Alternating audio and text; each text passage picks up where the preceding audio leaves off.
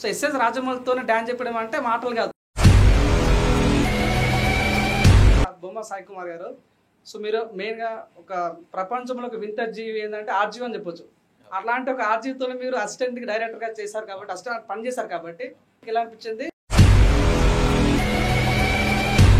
So direct question, మీరు feel కాకండి, ఈ సినిమా ఎందుకు చూడాలి సార్ మేము? మీకు బిగ్ బాస్ బోలేకి ఏమన్నా పడట్లేదా?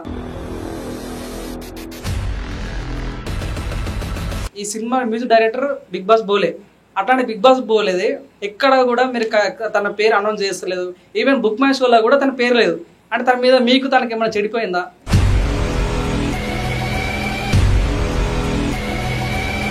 అంటే మేడం ఇప్పుడు రంగస్థలంలో సమంతలాగా చూడాలా, ఇక్కడ బేబీ సినిమాలో వైష్ణవ చూడాలా? So beautiful, so elegant, just looking like ఎవా.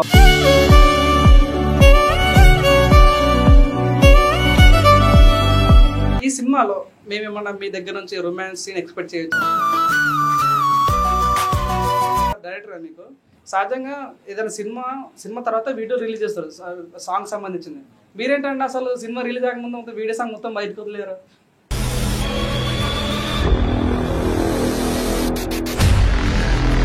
సరే, మహాబలి స్టోరీ స్క్రీన్ ప్లే మీరు అలాంటప్పుడు మీరే డైరెక్షన్ చేయొచ్చు కదా, వేరే వాళ్ళతో ఎందుకు డైరెక్షన్ చేయించారు?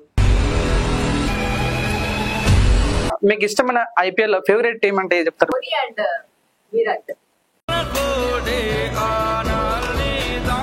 సరే, మీకు ఈ క్వశ్చన్ అడితే బాధ అనిపించవచ్చు, మీకు హీరోగా చేయడం అవసరం మారా అని ఎవరైనా మీకు